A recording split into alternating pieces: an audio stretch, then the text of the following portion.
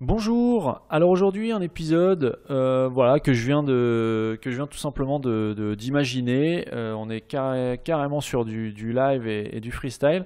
Je me suis dit bon voilà, là c'est les vacances, je suis en vacances, mais je ne voulais absolument pas rater le rendez-vous hebdomadaire Marketing 300. Je me suis dit bon, je vais essayer de faire un petit peu quelque chose qui change de ce que je fais d'habitude, où les épisodes sont préparés, je sais à l'avance de quoi je vais parler. Là, je me suis dit, je vais te partager mon process de mise en place d'un site PrestaShop, c'est-à-dire les étapes que je suis pour mettre un site PrestaShop en ligne. Donc si tu as déjà mis ton site en place, c'est l'occasion de voir si tu as loupé quelque chose, si tu as loupé des étapes que moi je suis. Et si tu n'as pas encore mis en place ton site mais que tu souhaites lancer une boutique en ligne avec PrestaShop, je t'invite à prendre des notes parce que là je vais vraiment te dévoiler mon process. Alors on ne va pas rentrer dans le détail de chacune des procédures tout simplement parce que sinon on aura un épisode de 7-8 heures, donc c'est pas du tout le but. Là on va rester sur un format de 20 minutes. Donc je vais te donner étape par étape ce par quoi je passe quand je mets en ligne un site PrestaShop qui soit fonctionnel avec un moyen de paiement par CB. Avant de commencer, comme d'habitude, si tu n'es pas encore abonné au podcast, s'il te plaît, abonne-toi. Je te passe les détails, mais ça m'aide énormément que tu t'abonnes au podcast Marketing 301 sur Apple Podcast ou iTunes. Je suis Johan de Marketing 301. Le but de ce podcast est d'aider les e-commerçants à développer leur activité en ligne en leur dévoilant certaines pratiques mises en place par les professionnels du web, qu'il s'agisse d'agences web, de stratégie digitale ou de référencement. Ce podcast est le fruit de plus de 10 années d'expérience accumulée depuis 2006, date de la création de ma première entreprise web. En 2010, je fonde mon agence digitale qui accompagne de nombreux e-commerçants. En 2013, je m'associe et rachète en parallèle de mes activités une société spécialisée dans la vente de produits alimentaires aux professionnels et aux particuliers via sa boutique en ligne. Sur Marketing 301, je partage avec vous les outils les plus efficaces. J'échange également sans filtre avec d'autres professionnels, je cherche à découvrir leur parcours, les outils qu'ils utilisent au quotidien et je tente de décrypter leur façon de penser et d'organiser leur journée. Marketing 301, c'est le podcast qui me permet de partager mes meilleures compétences avec les personnes qui vivent déjà ou qui souhaitent vivre du e-commerce. Alors avant de commencer même l'installation d'un PrestaShop, moi je commence par créer ce qu'on appelle un environnement de développement. C'est-à-dire que je vais pas travailler directement sur le serveur qui sera accessible en ligne. Soit tu mets en place un environnement de développement en local, donc si tu es sur PC ou Mac, tu télécharges Xampp ou Mamp pour mettre en place un serveur virtuel sur ton ordinateur en local. Sinon tu peux prendre un petit hébergement mutualisé ou un petit dédié en fonction de tes moyens et de ce que tu maîtrises déjà. Surtout, faut rester très simple. Faut faire avec ce que tu maîtrises déjà. Ne va pas commencer à apprendre si tu ne sais pas de quoi je parle quand je te parle de serveur dédié. Ne cherche pas à mettre en place un serveur dédié. Si tu sais de quoi je parle et que tu as déjà mis en place un site sur un serveur mutualisé, contente-toi d'un serveur mutualisé. Et si tu n'as pas les moyens de mettre 2-3 euros mensuels dans un serveur mutualisé, commence par développer ton projet en local en téléchargeant et en installant Mamp, M-A-M-P ou Xampp, X-A-M-P. Non, je dis n'importe quoi, c'est pas Xampp, c'est WAMP. Soit Mamp, soit WAMP, donc W-A-M-P, qui sert en fait à virtualiser un serveur sur ta machine en local. Bref, une fois que tu as ton environnement de développement en place, tu vas pouvoir télécharger PrestaShop sur prestashop.com, donc l'archive, et la basculer sur ton environnement de développement. La première chose que je commence à faire quand je mets en place un site PrestaShop, c'est d'installer le moteur sur l'espace de développement comme je viens de te le dire. Ensuite, la deuxième chose, je sécurise le répertoire admin. Automatiquement, PrestaShop va renommer ton répertoire admin en admin et une suite de caractères alphanumériques qui est quasiment impossible à retenir. Le but de ça, c'est simplement d'éviter le piratage, tout comme on peut l'observer sur WordPress, où il suffit de taper le nom du site.com, enfin le nom de domaine /wp-admin et on arrive à la page d'administration. Et bien pour éviter ça, éviter les petits malins qui cherchent à accéder directement à ta page de connexion au back-office, PrestaShop renomme automatiquement, une fois que tu as fini l'installation, en admin quelque chose derrière qui est généré, une chaîne de caractères qui est générée aléatoirement mais qui est difficile à renommer. Moi, ce que j'ai l'habitude de faire, je mets admin suivi d'un nom commun que je connais, qui est en rapport peut-être avec le site que tu es en train de développer. Ça me permet de savoir exactement et de mémoriser le nom de mon répertoire admin. Ce que tu peux faire aussi, c'est de mettre autre chose que admin quelque chose. Tu peux très bien renommer ton espace d'administration en back-office et le nom de ton site derrière. Par exemple, tu mets ce que tu veux, mais bref, il faut modifier ça. En tout cas, ça permet de sécuriser tout en gardant un moyen mémotechnique de te souvenir de ton répertoire admin. Ensuite, ce que je faisais avant, que je fais de moins en moins parce que ça n'a plus vraiment d'utilité, mais en tout cas je personnalise, c'est que je sécurise le dossier du thème sur le FTP. Alors si tu travailles sur le thème natif, je renomme le thème natif tout simplement pour éviter, encore une fois un script automatisé, d'aller checker si tu es sur le thème natif. Donc ça, tu renommes le thème natif avec un autre nom, tu peux mettre le nom de ton site tout simplement. Si ton site s'appelle monsite.com, le nom de ton thème peut s'appeler mon site ou thème mon site. Bref, renommer et ne pas laisser le nom natif du thème. Ensuite, ce que je faisais sur les anciennes versions de PrestaShop, je m'assurais que la réécriture d'URL était active. Par défaut, depuis 1.6, même peut-être 1.5, je ne sais plus, mais 1.6, 1.7, c'est actif par défaut, mais vérifie quand même que la réécriture d'URL soit bien activée. Ensuite, je paramétrais, c'était sur 1.6, je paramétrais le type de tunnel de commande. Sur PrestaShop 1.6, tu avais deux types de tunnels de commande, soit le tunnel en 5 étapes, soit le tunnel qu'on appelle OPC, One Page Checkout, en une seule page. Et là, dès les premières étapes de l'installation, je définissais le tunnel de commande que j'allais utiliser. Ensuite, je vais directement paramétrer les modules de paiement natifs que je vais utiliser, à savoir peut-être que tu veux utiliser le paiement par virement, par chèque ou même par PayPal. Eh bien, je le paramètre dès le début.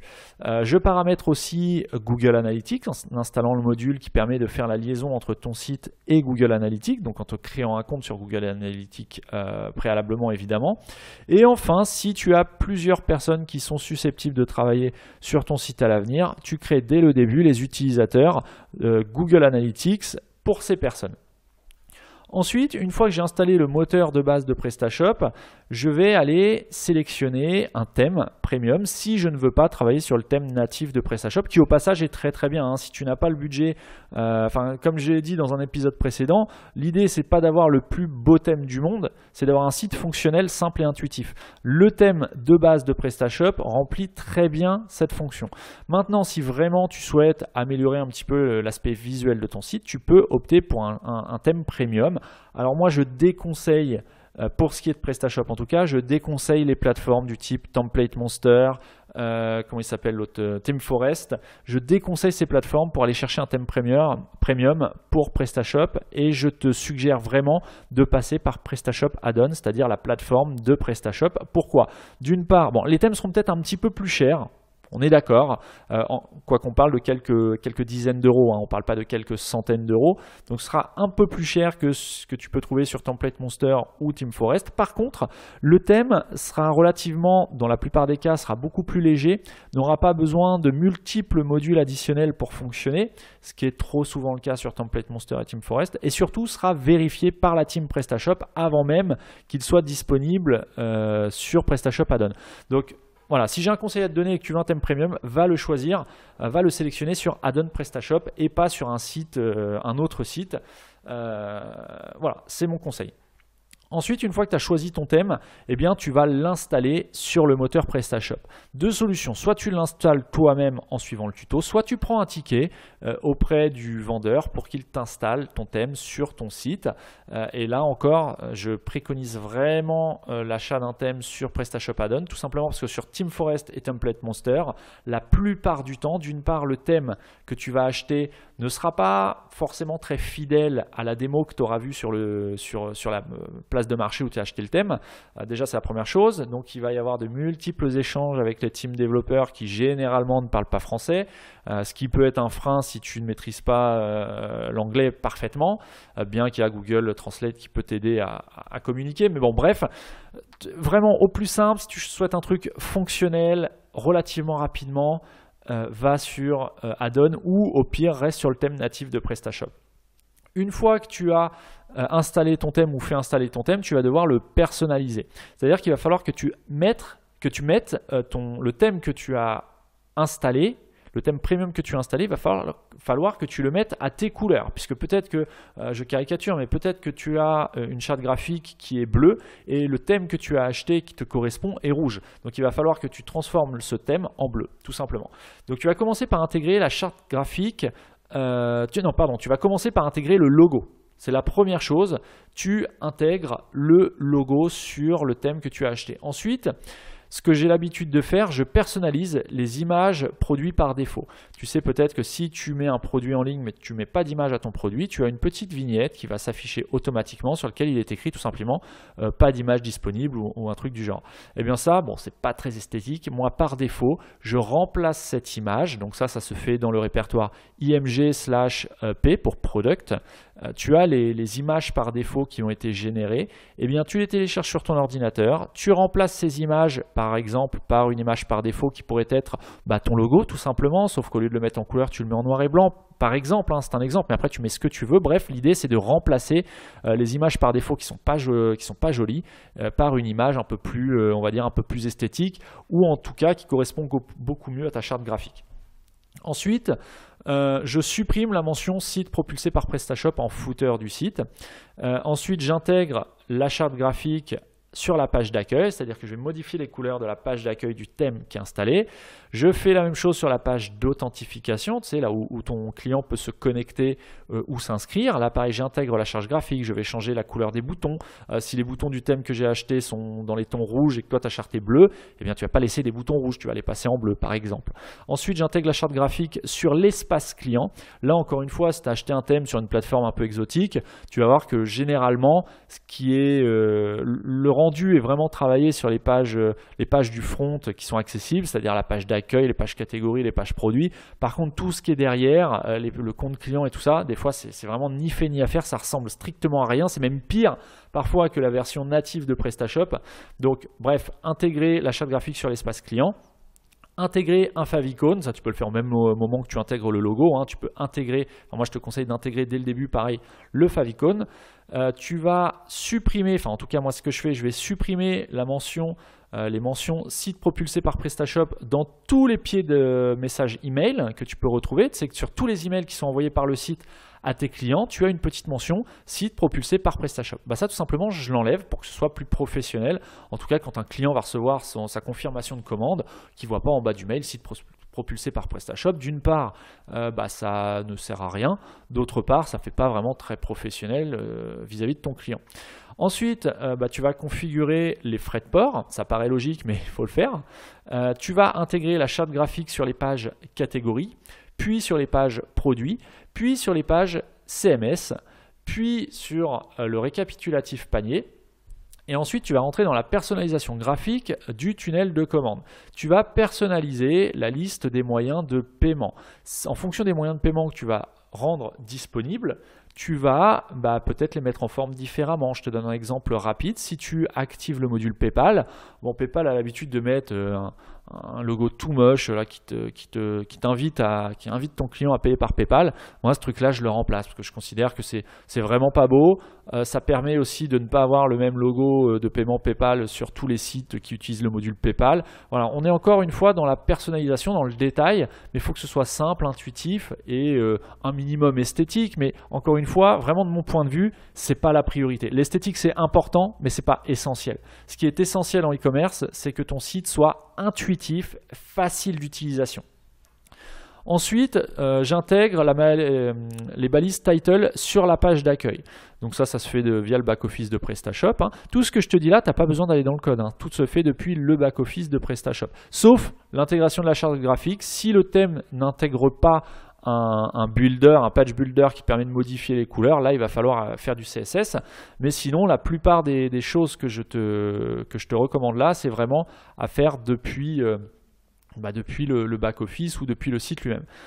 Tu vas intégrer ensuite la balise méta-description de la page d'accueil. Encore une fois, la balise méta-description, elle n'a pas un rôle direct, elle n'a plus d'utilité directe en SEO, c'est-à-dire que ce n'est pas la balise métadescription ne va pas participer directement à améliorer ou non ton positionnement dans Google. Par contre, ça va inciter ou non, plus ou moins donc, tes utilisateurs à cliquer sur ta title et aller voir ton site quand ton site va s'afficher dans les résultats de Google. Donc c'est un impact secondaire, on va dire, mais c'est important de le compléter quand même.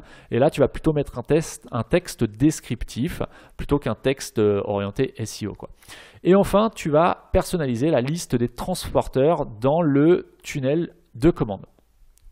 Ensuite, bon, je t'ai donné les infos pas forcément dans l'ordre, puisque je t'ai conseillé de mettre de personnaliser la liste des moyens de paiement avant même de personnaliser la liste des transporteurs, alors qu'en réalité, la liste des transporteurs va apparaître avant la liste des moyens de paiement. Mais bon, bref, le but, c'est vraiment de te donner, moi, mes étapes que j'utilise, que je prends en compte quand je développe un site sous PrestaShop. Et là, je t'explique les étapes qui sont vraiment accessibles, sans connaissance technique, sans forcément aller dans le code du site. Ensuite, si tu as mis en place ou si tu souhaites mettre en place un moyen de paiement par CB en lien directement avec ta banque, eh bien, je vais m'attaquer à cette étape. C'est-à-dire que je vais sélectionner le module de liaison bancaire. L'un des modules les plus connus, ça va être Atos, mais Atos, je ne le recommande pas forcément. Je recommande vraiment de te renseigner auprès de ta banque, que tu sois au Crédit Agricole, Société Générale, Caisse d'Épargne ou autre, s'il n'y a pas un module vraiment spécifique à cette banque-là, sachant qu'Atos répond à la plupart des banques. Tu peux te connecter un peu avec toutes les banques à partir du module Atos, mais le module n'est pas terrible à l'usage. En tout cas, moi, j'aime pas trop. Je t'invite vraiment, si tu es à la Société Générale, il y a un module qui est Sogénactif ou Sogécommerce, je sais plus. Enfin bref, qui est vraiment spécifique à la Société Générale, c'est beaucoup mieux. Bref, ensuite, je passe à l'étape d'intégration de ce module de liaison carte bancaire avec ta banque. Donc je vais acheter le module, je vais l'installer, je vais le configurer, je vais réaliser les tests en mode test du module bancaire. Donc la banque est censée te communiquer, ou en tout cas dans la documentation, tu es censé avoir des numéros de carte bancaire fictifs. Je t'invite vraiment à les utiliser pour procéder aux quelques tests de paiement sans avoir à mettre ton vrai numéro de CB. Et ensuite, une fois que les tests ont été réalisés avec succès, tu passes le module en production, c'est-à-dire que là, ça sera vraiment des paiements par CB qu'il faudra faire pour passer une commande. Ensuite, je passe à l'intégration des catégories. Donc, si tu es sur un... Là, on ne parle pas d'une refonte, on parle d'un site en partant de zéro. Donc là, tu vas mettre en place ton arborescence de catégories. Moi, ce que je te conseille, c'est vraiment de la travailler avant, à part de ton site, sur une feuille ou dans un tableau Excel, pour vraiment voir comment tu vas organiser tes catégories et tes sous-catégories. Et une fois que c'est bien clair, tu les intègres dans ton site. Ensuite, tu vas intégrer les produits. Donc là, de la même manière, soit tu passes par l'outil d'import de PrestaShop qui est en natif. J'avais fait une formation d'ailleurs là-dessus. Si tu veux savoir comment y accéder, contacte-moi en commentaire, je t'enverrai le petit lien pour accéder à la formation, pour savoir comment intégrer tes produits, tes catégories de façon très simple, sans erreur, depuis l'outil natif. Donc en gros, le principe c'est quoi? Tu vas compléter une feuille Excel, tu vas rentrer la feuille Excel dans ton back-office de PrestaShop et ça va te construire ton catalogue automatiquement. C'est vraiment très pratique, par contre, il faut le faire correctement. Bref, une fois que tu as intégré tes produits, tu vas intégrer tes transporteurs. Donc là, pour intégrer les transporteurs, ça se fait dans le back-office de PrestaShop directement. Tu ne peux pas le faire via l'outil d'import. Il n'y a pas de système d'import de transporteurs. Et là, tu vas tout simplement mettre en place, tu vas mettre en place tes frais de port, tes tranches de prix, tes tranches de poids, si tu veux que les frais de port soient calculés en fonction du poids de ton panier ou du prix total de ton panier. Tu vas mettre en place ton franco de port si tu souhaites offrir les frais de livraison à partir d'un certain montant ou un certain poids. Bref, tu vas configurer tes transporteurs. Ensuite, une fois que j'ai intégré tout ça, donc là on a un catalogue qui est quand même relativement fonctionnel, moi je passe à l'optimisation technique du thème. Donc ça je vais passer rapidement dessus, mais je passe sur l'optimisation technique du thème, c'est-à-dire que tous les thèmes que tu vas acheter sur PrestaShop, que ce soit sur PrestaShop Add-on ou pire sur Template Monster ou d'autres plateformes, la plupart du temps ne sont pas optimisés techniquement, même s'ils te disent que les thèmes sont optimisés, ce n'est jamais le cas. En tout cas, je ne suis jamais tombé sur un thème qui, à ce jour, était totalement optimisé pour le SEO. Donc je réalise une optimisation technique des thèmes que j'installe. Donc là ça fera l'objet d'un autre épisode, mais en gros voilà, on va optimiser le balisage, on va optimiser le système de pagination interne à PrestaShop, on va optimiser le maillage interne, on va on va faire en sorte que les chemins de maillage soient uniques. Bref, je ne rentre pas dans les détails, j'en parlerai peut-être dans un autre épisode, mais sache que une fois que j'ai intégré tout ça, j'optimise techniquement le thème pour qu'il soit vraiment Google friendly à la mise en ligne. Ensuite, je vais déployer un certificat SSL. Si tu me suis depuis le début, maintenant tu sais que moi je ne préconise pas l'utilisation d'un certificat Let's Encrypt. Si tu veux savoir pourquoi, eh bien, je t'invite à regarder les épisodes précédents. Il y a un épisode où j'en parle, où j'explique pourquoi je déconseille Let's Encrypt pour du e-commerce. Attention, Let's Encrypt c'est très bien pour du blog, pour du forum, pour du site vitrine. Par contre, pour du e-commerce, moi je le déconseille et je t'invite à écouter les épisodes précédents pour savoir pourquoi. Bref, je choisis un certificat SSL, alors soit Domain Validation, soit Extended Validation, en fonction de tes moyens aussi, et je l'installe sur le site et je paramètre PrestaShop pour qu'il fonctionne avec mon certificat SSL. Ensuite, je vais passer le site en environnement de pré-production. Bon, si c'est ton propre site que tu développes, tu peux passer cette étape. Le principe, c'est de mettre ce site en ligne, pas encore en environnement de production, mais en environnement de test. C'est-à-dire que tu vas pouvoir accéder en ligne et faire des tests, naviguer sur le site réellement avec un nom de domaine pour voir un petit peu s'il y a des bugs, des choses qui subsistent. Ensuite, une fois que cette étape est passée, tu vas passer en production, c'est-à-dire que tu vas basculer le site que tu as développé sur l'hébergement que tu auras pris en ligne, que ce soit du mutualisé ou autre. Bon, là aussi, tu sais que moi, pour PrestaShop et pour le e-commerce, je déconseille très fortement le mutualisé. Je t'invite également à écouter les épisodes précédents. Il y a un épisode où j'en parle beaucoup de ça. Alors, je ne sais plus lequel c'est exactement. Je peux essayer de retrouver si tu veux. Là, c'est un épisode en freestyle, comme je t'ai dit. Voilà, j'ai pas préparé l'épisode, donc j'ai pas préparé mes notes. Là, je te le dis tel que ça vient, j'ai juste mon process d'installation, mais sinon je parlais des certificats SSL. Alors c'était dans quel épisode? L'épisode 14, j'en parle pas mal, donc, ouais, ça date de novembre 2018, donc tu vois, certificat SSL, la mort annoncée de votre e-commerce.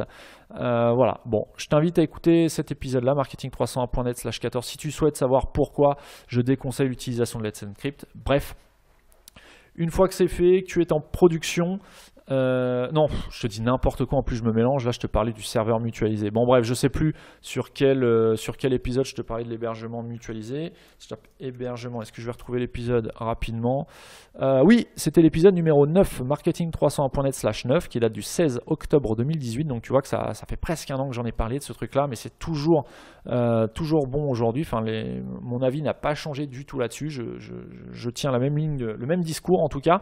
Donc quel hébergement pour son e-commerce? Si ça t'intéresse de savoir pourquoi je déconseille le mutualisé en e-commerce, je t'invite à écouter l'épisode 9, marketing301.net/9.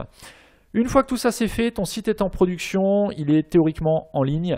Je vérifie que le fichier Robotext soit parfaitement généré. Je fais un RAZ des commandes, des paniers, des clients, des adresses. Une remise à zéro de tout ça pour avoir un site propre dès son lancement.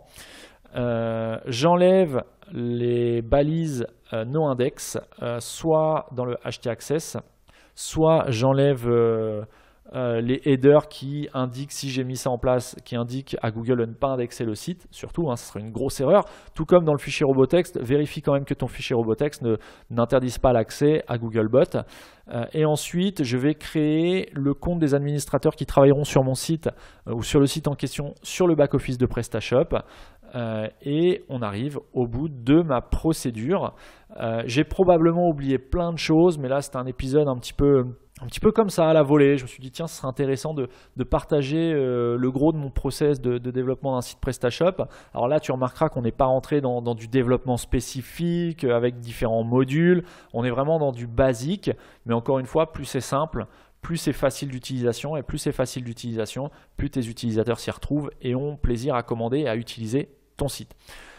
Sur ce, si cet épisode t'a plu, bien comme toutes les semaines, je te serais vraiment reconnaissant si tu pouvais me laisser une note 5 étoiles et un petit commentaire sur Apple Podcast ou sur iTunes. Ça aide le podcast à mieux se référencer dans les moteurs de podcast, tout simplement les moteurs de recherche de podcast. Donc ça, c'est vraiment quelque chose d'indispensable pour moi. S'il te plaît, laisse-moi un commentaire. Sur ce, si tu as des questions, tu peux me les poser soit sur la page Facebook de marketing301.net, soit sur le compte Twitter marketing301net aussi, @marketing301net. Tu peux utiliser le hashtag M301podcast que j'utilise de temps en temps. Bref, il y a plein de choses que tu peux faire. J'espère que tu passes de bonnes vacances, que tu ne souffres pas trop de la chaleur. Moi, pour ma part, bien écoute, je vais te souhaiter une bonne semaine et je te donne rendez-vous, bien écoute, la semaine prochaine pour un nouvel épisode de Marketing 301.